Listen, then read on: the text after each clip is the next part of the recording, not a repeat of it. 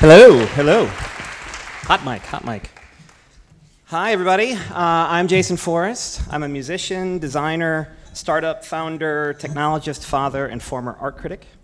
That's me up there performing in front of a few thousand screaming teenagers at the Pukkelpop Festival in Belgium back in 2004.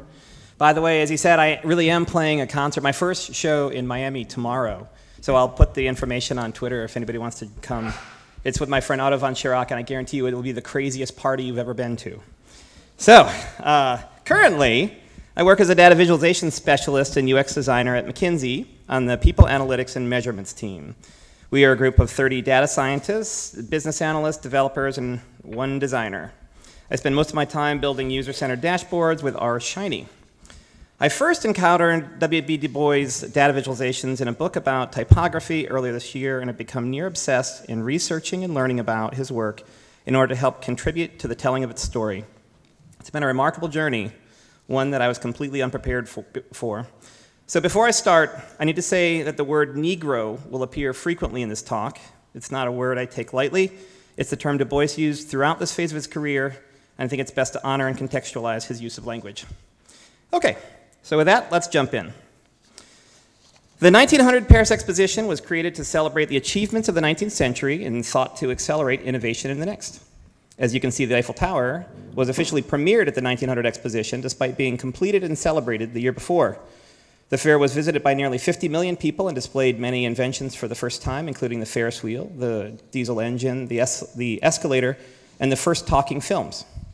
Since the exposition's focus on scientific invention, it also featured a closer look at the social sciences as well, and that's where we'll find the exhibit of American Negroes, which was housed in the Palace of Social Economy, which, if I had a laser pointer, I would say is kind of by one of those bridges up there. Note to self, bring laser pointer. One of the most powerful examples of data visualization was made 118 years ago by an African-American team led by W.E.B. Du Bois, only 37 years after the end of slavery in the United States. The exhibit was composed of roughly 60 charts, 500 photographs, a collection of over 1,000 books by African-American authors, and materials collected by the 5 great Negro schools of Atlanta, Fisk, Howard, Hampton, and Tuskegee universities. The idea for the exhibit first came from Thomas Calloway, a classmate of Du Bois from Fisk University. In 1895, he wrote to over 100 African-American leaders, including Du Bois and Booker T. Washington.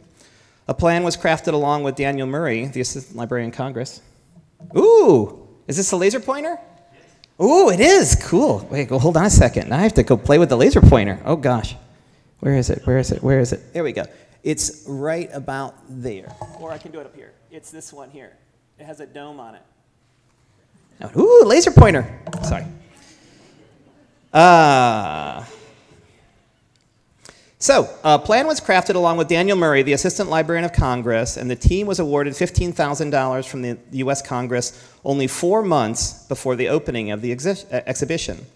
Du Bois was the obvious choice to lead the effort as chief curator, and he began to quickly compile the work on December 28, 1899, with his students from Atlanta University. The first African-American, oh gosh, I'm one behind. All right, the first African-American to receive a doctorate from Harvard, Du Bois studied and traveled in Europe before ultimately landing his first academic job at the University of Philadelphia. Desperate to help the plight of the African-American population, he quickly turned to the social sciences in an attempt to collect compelling evidence needed for cultural change. Du Bois was methodical in his approach and tried to incorporate the latest scientific standards. In 1899, this led to the Watershed work, The Philadelphia Negro. Compiled nearly by himself, Du Bois personally conducted 5,000 interviews to complete the study. Here's a spread from the book, which shows some of his data visualizations, clearly focusing on the scientific presentation of the statistical data. Du Bois was very ambitious. That year, he outlined a 10-year study of the American Negro.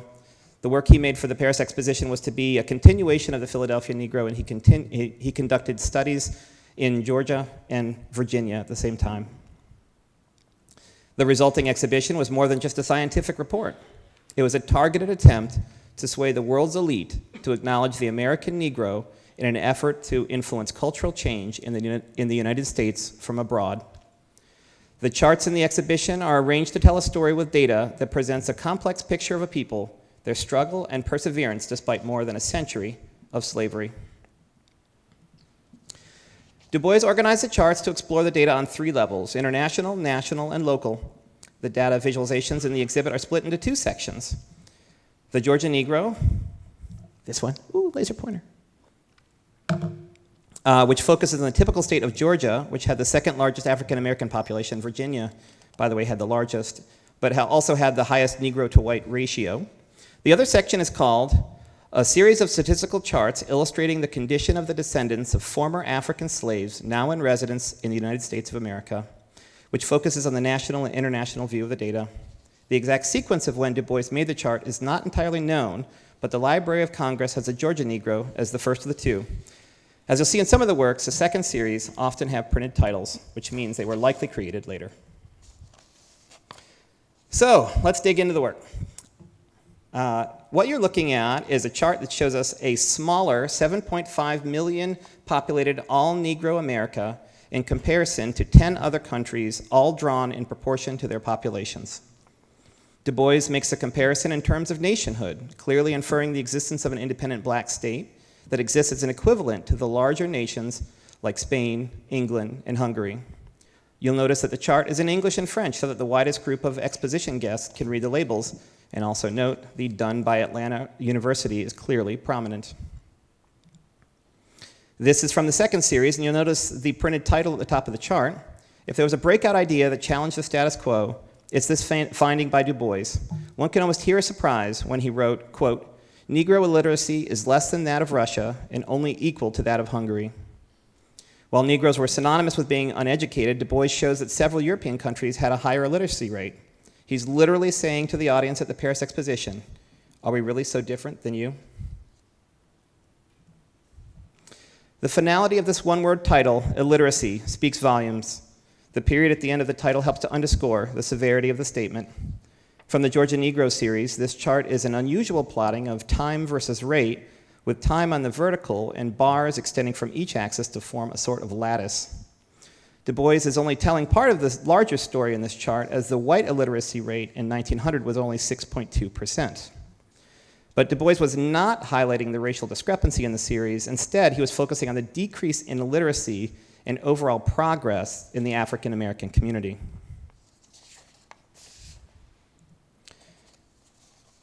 Here's an example of an updated version by Mona Chalabi, where she updates the chart with the latest available data. I show it as a quick example of how the visualizations of the past can inspire the forms of storytelling in the present. I'm sure you'll be happy to talk to anybody more about it, right? Yes, as will I. This chart is singular in its horizontal format and features a unique design within the exhibit. Income and expenditure of 150 Negro families in Atlanta, Georgia, USA, acts as a sort of key to the entire series as it humanizes the data. Du Bois used photography to connect the data to the rest of the exhibit, which relied heavily on images of prosperous, successful African Americans that challenged conventions. The top row of the chart is like an expanded legend, with rent, food, clothes, taxes, and other expenditures also doubling as column headers that are mapped to the colors that we see in the horizontal stacked bar charts below. This chart actually comes at the end of the Georgia Negro series. It's number 31, but actually was displayed as the introduction to the statistical charts in the exhibition itself, as you can see here from the original photograph of the exhibit. You can also see how it helped to link this work to the rest of the presentation. So as my research intensified, so did my questions, and I found myself in regular contact with the Library of Congress Prints and Photographs divisions. After 6 weeks of correspondence with the librarians, I was permitted, quote, a very special permission to view only one of the Du Bois charts in person. It was a real thrill to see the handmade work and examine the actual pen marks I had been studying for months already. As you can see, they're pretty large, with at 27 by 22 inches. That's my computer, this computer, technically, for scale. This is also the only work in the series to feature gold leaf and colored crayon, as well as collaged photographs. This image shows how the chart was physically handled, and these marks suggest the indentation of the fingernails of the Paris Exposition guests. Exploring details like this could only be possible by viewing the original works, as that certainly helps to understand the context and creation of the work. So out of the 60 charts in the exhibit, I personally find this work to be one of the most compelling. Proportion of freedmen and slaves among American Negroes. The title Slaves, arranged inside of the large black area, is like a kick in the gut. The green ribbon at the top of the chart shows the ratio of free to enslaved African Americans over roughly a century. This is another example where Du Bois is hiding a complex reality inside of an optimistic presentation.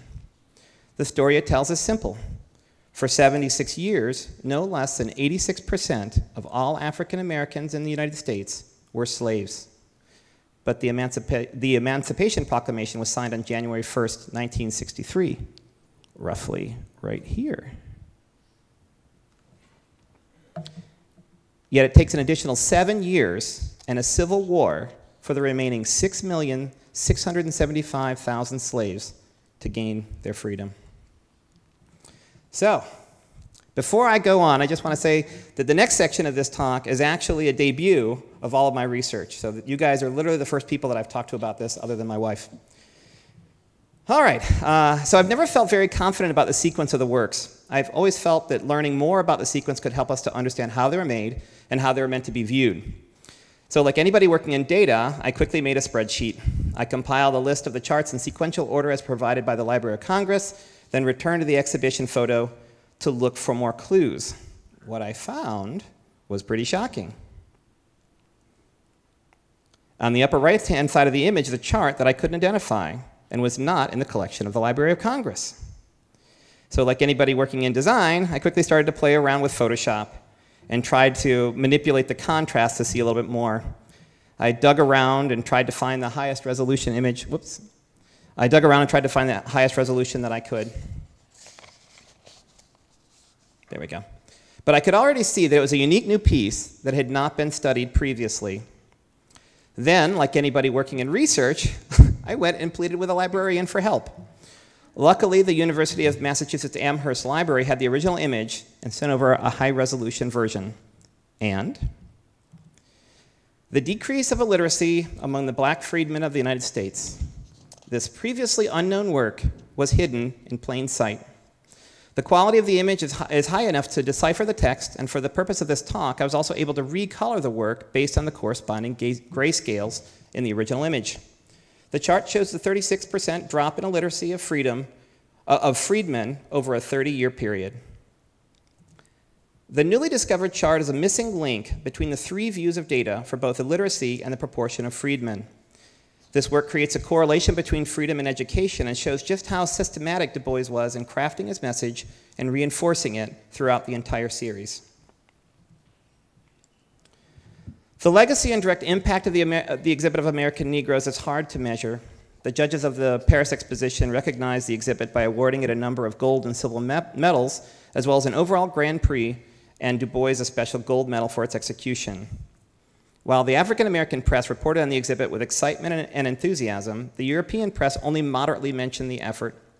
The white American press, however, completely ignored the exhibit, and the white American public at large remained unaware of its existence.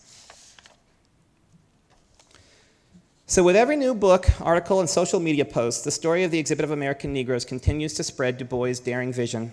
As I've gotten involved in researching and writing about these works, I've found that there are more voices from the past that have just not yet been explored.